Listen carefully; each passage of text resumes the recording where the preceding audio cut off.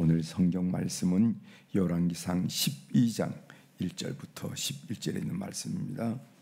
열왕기상 12장 1절부터 11절에 있는 말씀.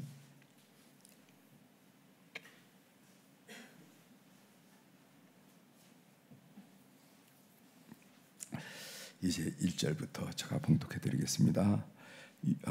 열왕기상 12장 1절. 르호보암이 세겜으로 갔으니 이는 온 이스라엘이 그를 왕으로 삼고자 하여 세겜에 이르렀음이더라. 느밧의 아들 여로보암이 전에 솔로몬 왕의 얼굴을 피하여 애굽으로 도망하여 있었더니 이제 그 소문을 듣고 여전히 애굽에 있는 중에 무리가 사람을 보내 그를 불렀더라. 여로보암과 이스라엘의 온 회중이 와서 르호보암에게 말하여 이르되 왕의 아버지가 우리의 멍에를 무겁게 하였으나 왕은 이제 왕의 아버지가 우리에게 시킨 고역과 매우 무거운 멍에를 가볍게 하소서. 그리하시면 우리가 왕을 섬기겠나이다. 르호보암이 대답하되 갔다가 3일 후에 다시 내게로 오라 하매 백성이 가니라. 르호보암 왕이 그의 아버지 솔로몬의 생전에 그 앞에 모셨던 노인들과 의논하여 이르되 너희는 어떻게 충고하여 이 백성에게 대답하게 하겠느냐.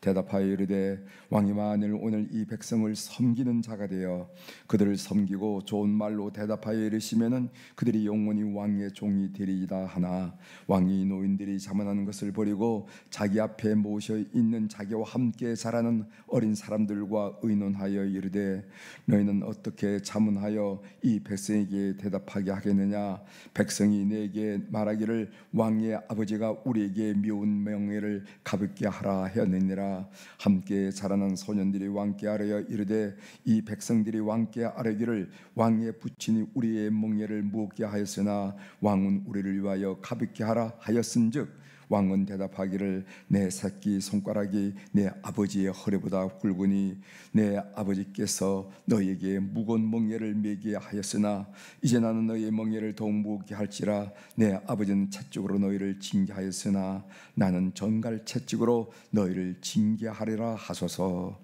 아멘. 11절까지 함께 읽었습니다.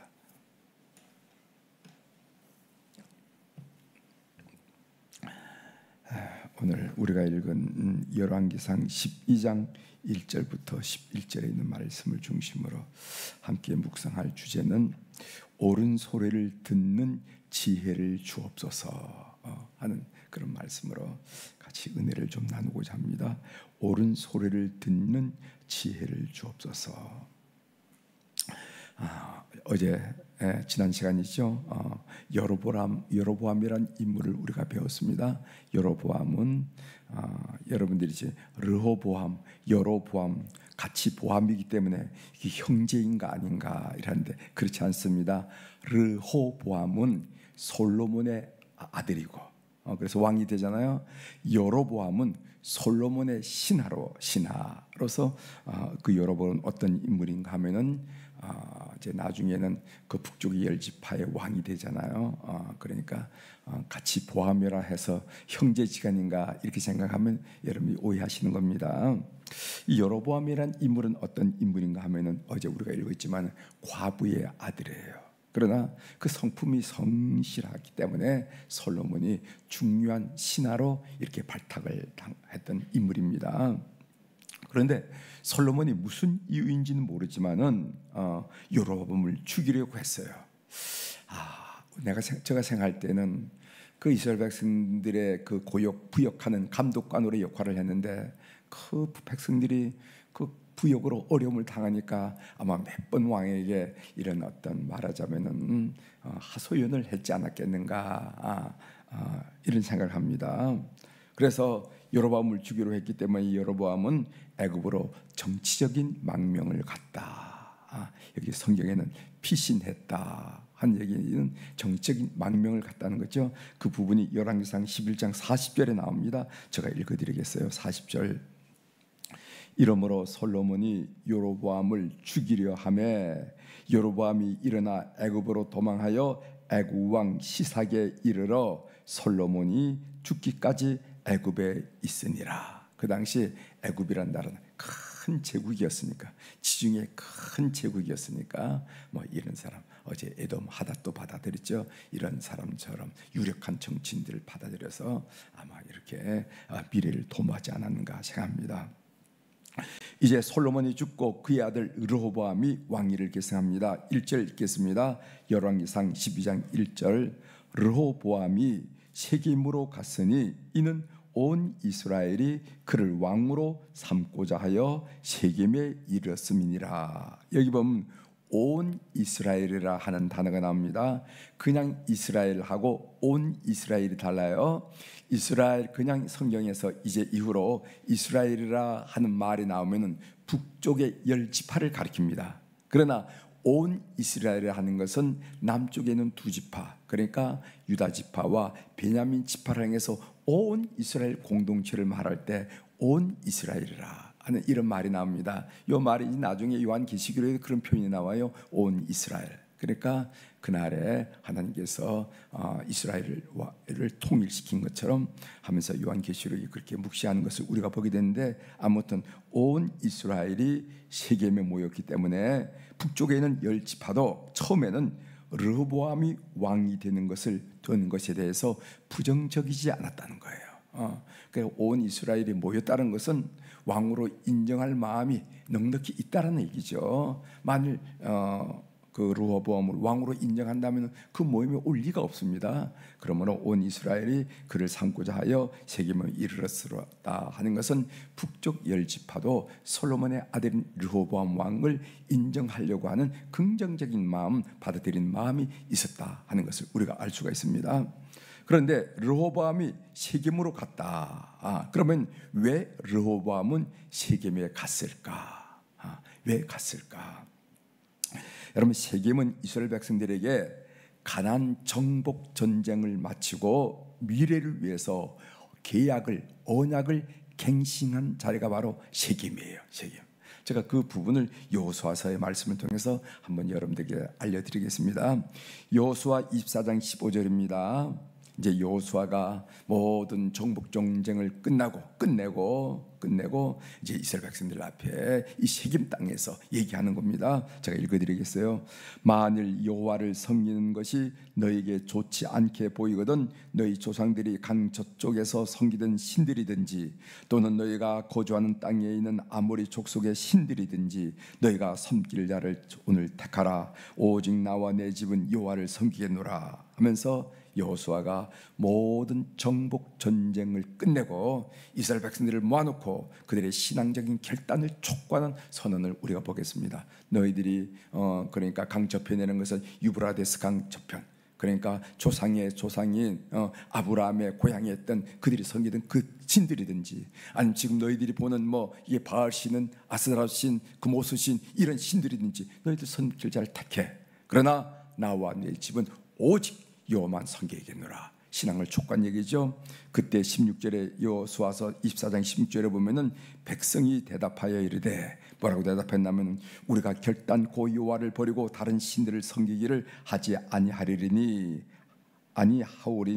이렇게 했어요. 그러니까 백성들이 여호와를 섬기겠다 하는 그 신앙의 결단을 우리가 들을 수가 있습니다. 결국 여호수아 24장 25절에 무슨 말을 하면 그날에 여호수아가 세겜에서 백성과 더불어 언약을 맺고, 이것을 우리가 말하면 언약갱신이라 이렇게 표현해요.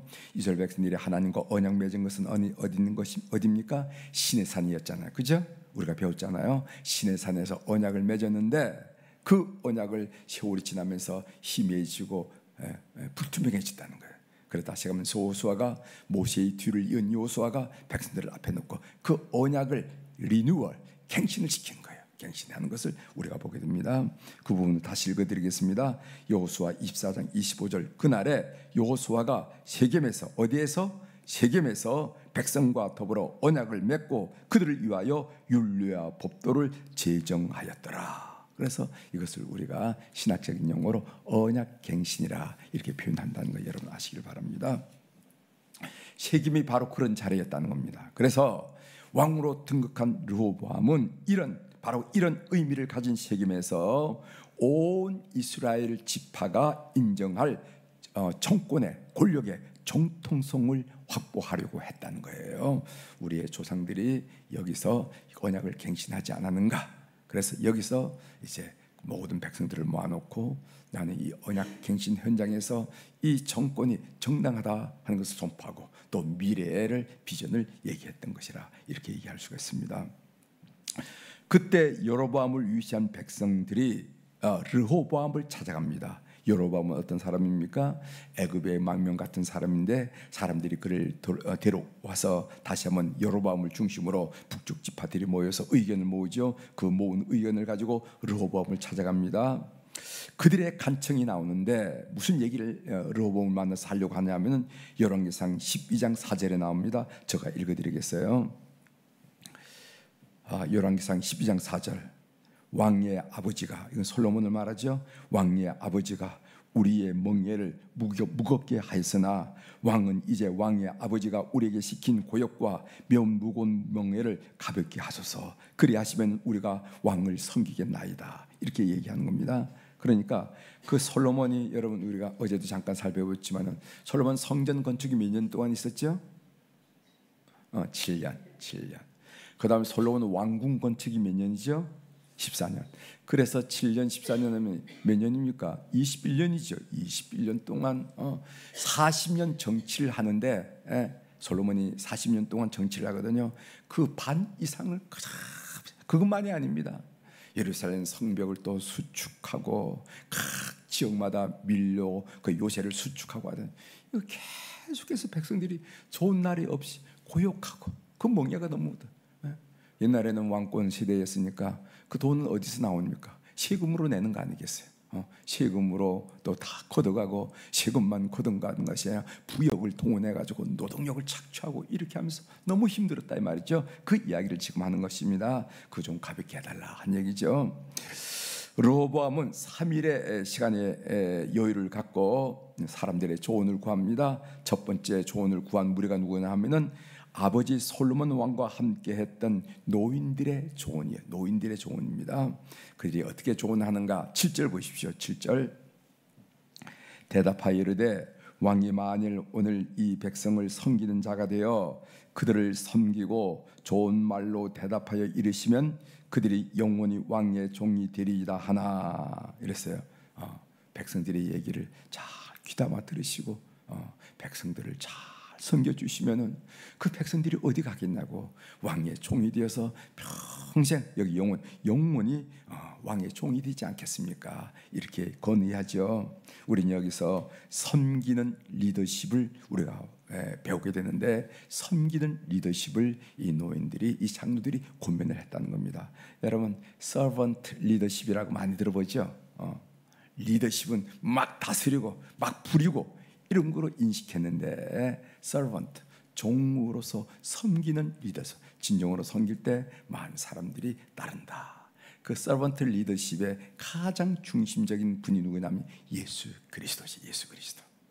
그래서 예수님께서 십자가 돌아가시기 전에 목요일날, 성목요일날 그걸 뭐라고 합니까? 제자들이 발을 씻겼잖아요. 발을 씻겼어.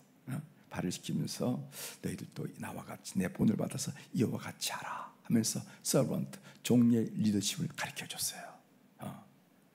베드로가 나 그런 거 못하겠습니다. 그랬더니 그러면 넌 나와 상관이 없어, 이렇게 말하잖아요. 그렇죠? 그래서 우리 주님이 servant 리더십을 가르쳐주면서 진정한 사람들의 마음의 동기를 유발해서 섬길 수 있는, 그런 따를 수 있는 그것을 servant 리더십을 얘기하는데, 오늘 이 장로들이 그런 개념의 조언을 했다는 거죠.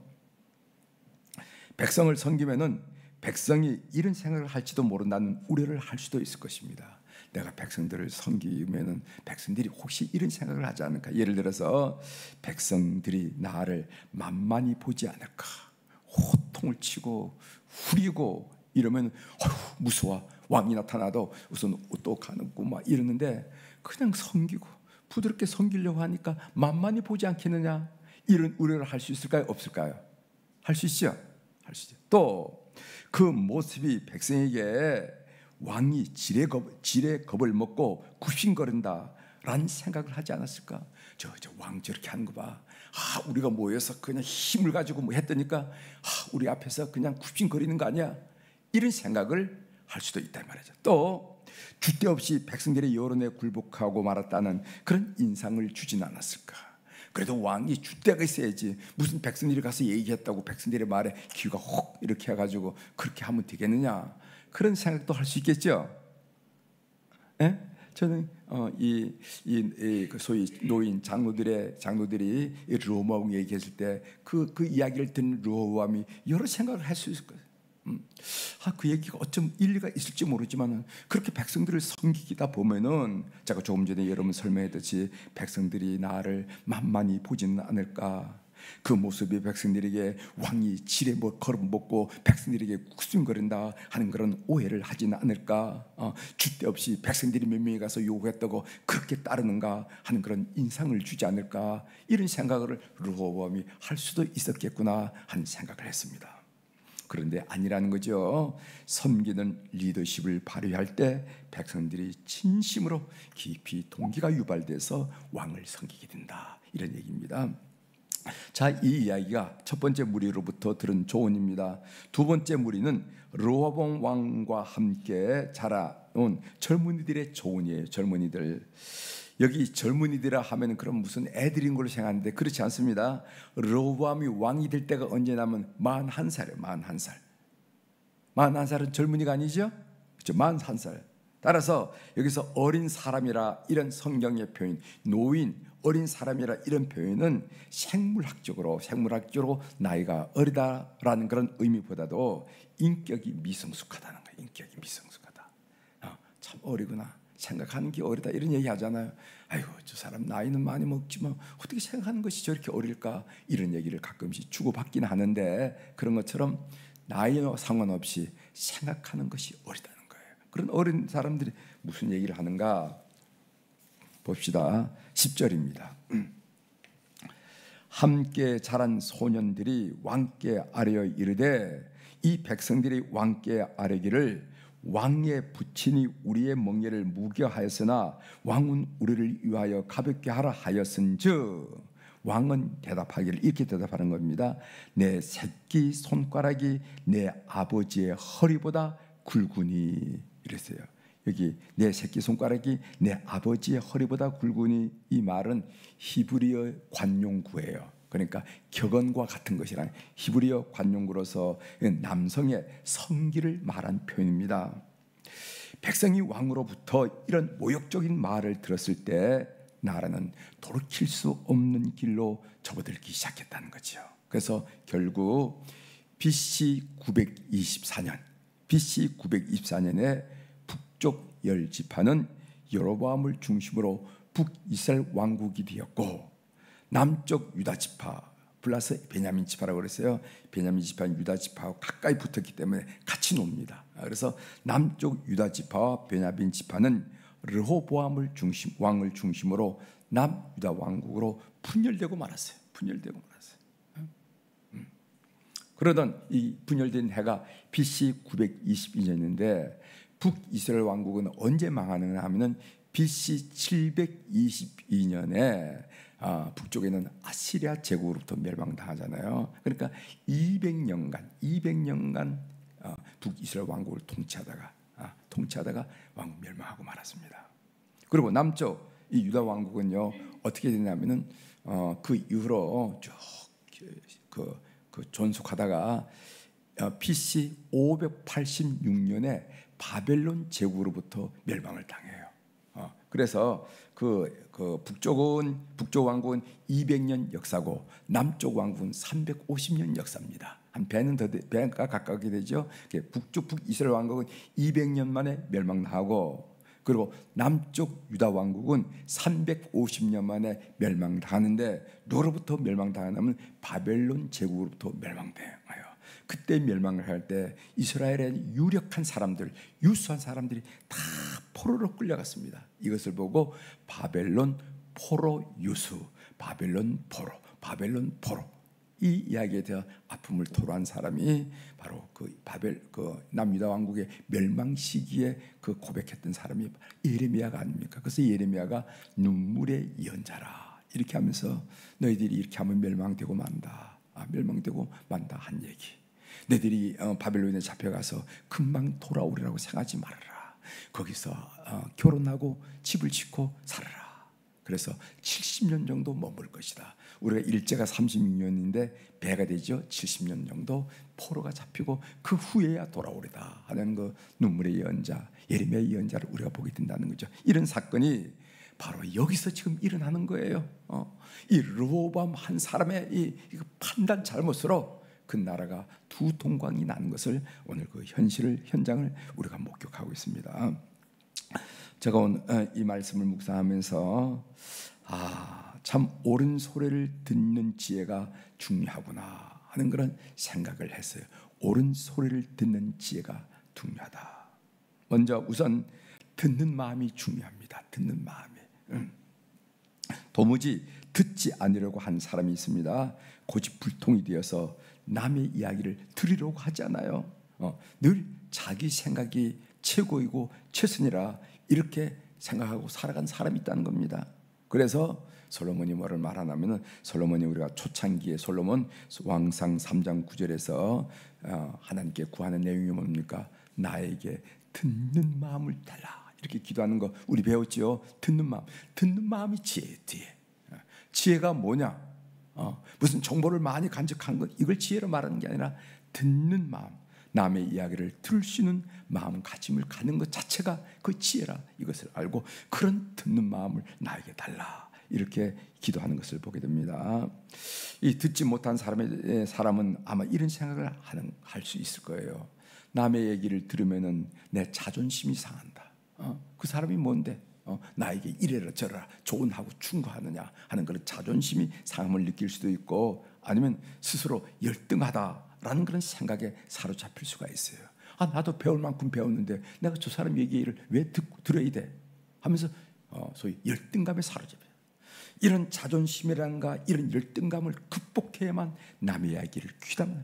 아이든지 어른든지 남자든지 여자든지 신앙생활을 많이 했든지 적게 했든지 안에 사람이든 밖에 사람인들 들을 수 있는 것은 그것은 그만큼 그 마음이 가난하고 듣는 마음이 있어야 된다. 그래서 첫 번째 듣는 마음이 중요하다는 겁니다. 두 번째로 더 중요한 건 뭐냐면 옳은 소리를 분별할 수 있는 지혜가 필요해요. 사람은 이 사람 저 사람 별 얘기 다 할 거 아닙니까? 그런데 무엇이 옳은 소리인지, 무엇이 하나님의 소리인지, 무엇이 참 좋은 소리인지 옳은 소리인지 이거 분별하기 어렵습니다. 어렵죠? 이게 나 어렵다고 생각해. 어렵다. 모세는 장인 이드로의 충고를 듣고 그 복잡한 행정 문제를 해결하고 자신의 부담을 덜었던 것을 우리가 알게 됩니다. 반면 르호보암은 젊은 사람들의 조언을 듣고 왕국 분열이라는 화를 입은 것을 볼 수 있어요. 어떤 소리를 들어야 되냐면 어떤 소리를 들어야 돼요. 르호보암도 들었잖아요. 말을 들었잖아요. 누구 말을 들었습니까? 젊은 사람의 말을 들었잖아요. 그대로 향해다가 나라가 두동강 나고 말하지 않았냐 말이지. 그래서 우리에게 필요한 것은 뭐냐면은 옳은 소리를 분별하는 지혜가 필요합니다. 귀는 열어서 듣긴 듣되 정말 하나님의 소리, 그 사람의 입술로 증가하는 그 하나님의 소리를 들을 수 있는 지혜가 필요하다. 사랑하는 교회 여러분 인생을 살 때 옳은 소리를 듣는 지혜를 달라 하는 그런 기도의 사람들이 되시길 바라고, 그렇게 살아가는 여러분들이 되시길 바랍니다. 그것이 바로 하나님 마음에 합한 자의 삶이라 이렇게 여기시는 것입니다. 기도하시겠습니다. 하나님 아버지, 오늘 솔로몬 왕의 뒤를 이은 그 아들 르호보암 왕 때 북이스라엘 왕국과 남유다 왕국이 분열되기 직전에 그 상황을 오늘 우리가 함께 나눌 수 있도록 도와주시니 감사합니다. 오늘 우리가 이 말씀을 묵상하면서 사람은 듣는 마음, 그게 지혜구나 하는 것을 깨닫게 됩니다. 귀를 열어서 들을 수 있게 하시고, 뿐만 아니라 그 들을 때 하나님이 지혜를 주셔서 그것이 옳은 소리인지 아니면 개인이 나온 소리인지 개인의 주장인지 개인의 욕심인지라는 것을 통찰하고 분별하는 지혜를 허락하여 주셔서 하나님, 우리 모든 교우들이 하나님의 음성에 순종하면서 반듯하고 분명한 삶을 사는 그런 지혜와 은혜를 허락하여 주시옵소서. 모든 교우들이 옳은 소리를 들을 수 있는 지혜를 가지시도록 은총을 베풀어 주옵소서. 하나님, 오늘 또 우리 사랑 교우들이 주님 앞에 1000번째 헌금을 올려드렸습니다.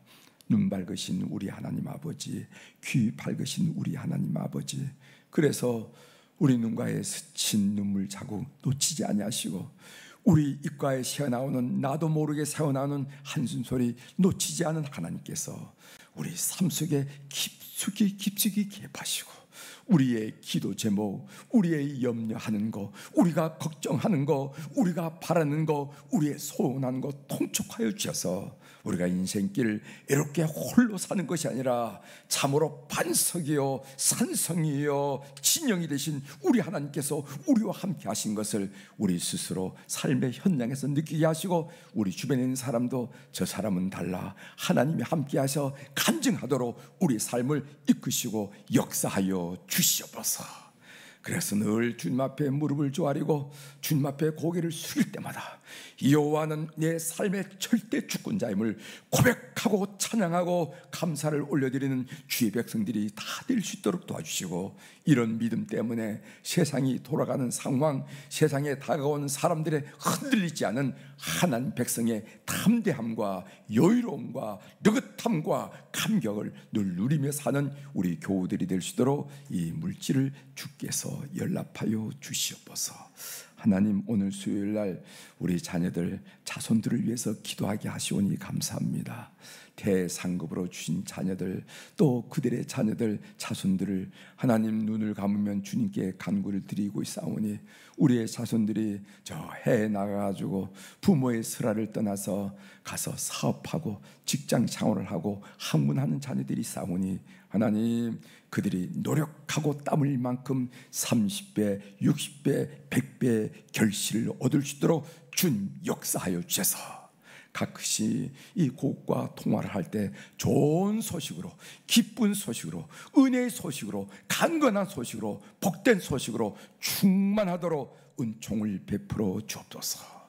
우리 자손들이 군대에 나갔습니다. 부모의 슬을 떠나서 나라의 의무를 감당하고 나라의 부름을 받아서 군대에 나갔는데 좋은 지휘관 만나게 도와주시고 좋은 전우들, 동료들을 만나서 그들의 인생에 큰 경험을 하는 소중한 기회가 될 수 있도록 은혜를 베풀어 주옵소서.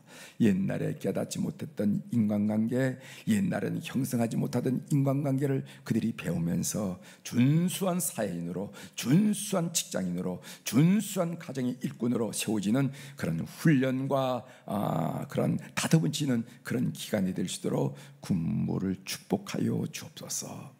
우리 자녀들 대학에 진학했습니다. 또 그리고 대학 진학을 위해서 또 노력하는 고3짜리 또 재수하는 우리 자녀들이 싸우니 그들 기억하여 주시고 흔들림 없이 하나님의 붙드심을 늘 고백하고 확신하면서 열심히 도전해서 귀한 성과를 얻을 수 있는 2024년 한 해가 되도록 우리 사랑하는 자손들을 붙들어 주옵소서. 하나님, 결혼을 원하고 또 출산을 원하고 잉태의 축복을 원한 자손들이 싸우니 주께서 기억하시고 그런 은혜를 통해서 하나님이 가정을 얼마나 사랑하는지 그 사랑의 흔적을 다시 한번 볼 수 있도록 우리 하나님이 인도하여 주시옵소서. 하나님 아버지, 우리 자녀들 가운데 육신이 약하고 마음이 약해서 우리 어른들의 부모님들의 마음에 큰 짐으로 여겨진 자손들 있는 거 하나님이 아신 줄 믿습니다. 역사하셔서 하나님의 강력한 은혜를 체험하면서 합력하여 손을 이루신 하나님의 은혜를 경험하며 또 반복하여 하나님께 영광 돌리는 가정 가문들이 다 될 수 있도록 은혜를 베풀어 주옵소서. 오늘 또 하늘의 주권과 땅의 주권을 가진 우리 주님 권세 있는 이름으로 선포합니다. 내 영혼이 잘된 같이 범사가 잘되고 강건한 축복을 우리 모든 교우들이 한 달을 살면서 누리게 축복하여 주시옵소서. 감사드리며 예수님의 이름으로 기도 올리옵나이다. 아멘. 하늘에 계신 우리 아버지여, 이름이 거룩히 여김을 받으시오며 나라가 임하시오며 뜻이 하늘에서 이루어진 것 같이 땅에서도 이루어지이다. 오늘 우리에게 일용할 양식을 주시옵고 우리가 우리에게 죄진 자를 사하여 준 것 같이 우리 죄를 사하여 주시옵고 우리를 시험에 들게 하지 마시옵고 다만 악에서 구하시옵소서. 나라와 권세와 영광이 아버지께 영원히 있사옵나이다. 아멘.